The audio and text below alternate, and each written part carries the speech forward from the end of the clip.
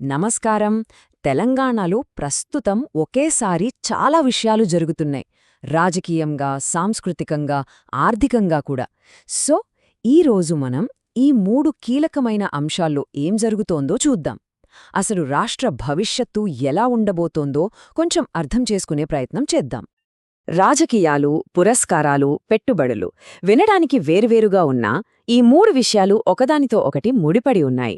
మరి ఇవన్నీ కలిసి తెలంగాణ భవిష్యత్ను ఎలా మలుపుతిప్పబోతున్నాయి? పదండి చూద్దాం. సరే, అయితే ఫస్ట్ పాలిటిక్స్ సంగతి చూద్దాం. మన ప్రజాస్వామ్యానికి గుండెలాంటివి మున్సిపల్ ఎన్నికలు. ఎందుకంటే మన రోజువారీ జీవితాల్ని ప్రభావితం చేసే నిర్ణయాలు తీసుకునేది ఇక్కడే కదా. ఈ ఎలక్షన్ ప్రాసెస్ మొత్తం చాలా ఫాస్ట్గా జరగబోతోంది. స్టేట్ ఎలక్షన్ కమిషన్ చెప్పిన ప్రకారం చూడండి, జాన్వరి 28 నుంచి 30 వరకు నామినేషన్లు, ఫిబ్రవరి 11న పోలింగ్, ఆ తర్వాత కేవలం 2 రోజుల్లోనే అంటే 13వ తేదీన రిజల్ట్స్ వచ్చేస్తాయి. చాలా స్పీడ్ కదూ. ఈ ఎన్నికలు ఎంత పెద్ద ఎత్తున జరుగుతున్నాయో కూడా గమనించాలి. ఒక్కసారిగా ఒకే ఫేజ్లో రాష్ట్రంలోని 116 మున్సిపాలిటీలు ఇంకా 7 మున్సిపల్ కార్పొరేషన్లలో పోలింగ్ జరగబోతోంది. అసలు ఈ ఎన్నికల ప్రాముఖ్యత ఏంటో చెప్పడానికి ఈ ఒక్క నంబర్ చాలు. ఎంతమంది ఓటర్లనుకుంటున్నారు? దాదాపు 52.43 లక్షల మంది వాళ్ల ఓటుతో తమ భవిష్యత్తును నిర్ణయించుకోబోతున్నారు. ఇది నిజంగా మన లోకల్ డెమోక్రసీకి ఒక పెద్ద పండగలాంటిది. సరే, ఒకవైపు పౌరులు తమ ఓటు హక్కుతో బాధ్యతను నిర్వర్తిస్తుంటే, మరోవైపు తెలంగాణకు చెందిన కొందరు గొప్ప వ్యక్తులు తమ ప్రతిభతో రాష్ట్రానికి గర్వకారణంగా నిలుస్తున్నారు. అదేనండి మన పద్మ పురస్కారాల విజేతలు.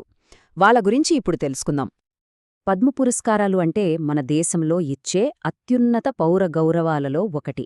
ఎందుకిస్తారు? మన దేశాన్ని తమ అసాధారణమైన సేవలతో సుసంపన్నం చేసిన వారికిచ్చే గుర్తింపు ఇది. ఇదిగో ఈ లిస్ట్ చూడండి. తెలంగాణ నుంచి ఎంతమంది ప్రతిభావంతులున్నారో. ముఖ్యంగా క్యాన్సర్ ట్రీట్మెంట్లో ప్రపంచవ్యాప్తంగా పేరున్న డాక్టర్ నోరి దత్తాత్రేయుడు గారికి పద్మభూషణ్ వచ్చింది. అది మాత్రమే కాదు, కూచిపూడిలో దీపికారెడ్డి గారు, జెనెటిక్స్లో కుమాలస్వామి తంగరాజ్ గారు, ఇలా చాలా మందికి పద్మశ్రీతో సత్కారం జరిగింది. అంటే ఇక్కడ టాలెంట్కి కొదవే లేదని అర్థమవుతోంది గదా. ఓకే, లోకల్ పాలిటిక్స్ చూశాం, నేషనల్ లెవెల్లో మనవాళ్ల ప్రతిభను చూశాం. ఇక ఇప్పుడు ప్రపంచ వేదికపై తెలంగాణ ఆర్థిక సత్తా ఏంటో చూద్దాం. దావోస్ నుంచి ఏకంగా పెట్టుబడుల వరద పారింది. అది మన భవిష్యత్తుకు ఎలా ఊపునిస్తుందో ఇప్పుడు చూద్దాం. స్విట్జర్లాండ్లోని దావోస్, అక్కడ జరిగే వరల్డ్ ఎకనామిక్ ఫోరం అంటే మాటలు కాదు. ప్రపంచంలోని పెద్ద పెద్ద ఆర్థిక దిగ్గజాలంతా అక్కడే కలుస్తారు.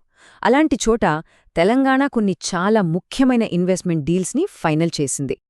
మరి ఈ ఒప్పందాల విలువ ఎంత అనుకుంటున్నారు? ఒక్కసారి ఊహించండి.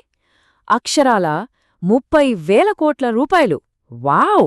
ఇది ఖచ్చితంగా తెలంగాణ ఎకానమీకి ఒక భారీ బూస్ట్ ఇస్తుంది.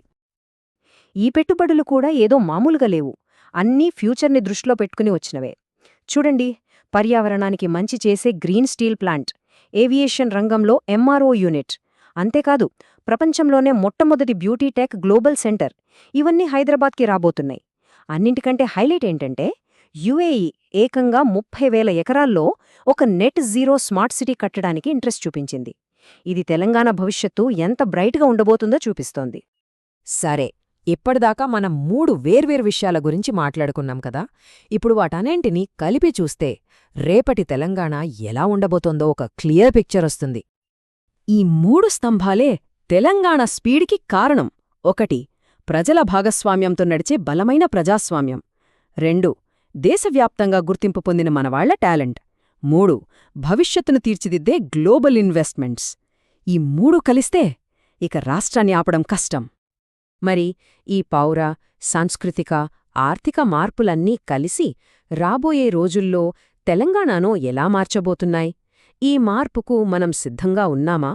దీని గురించి ఆలోచించాలి.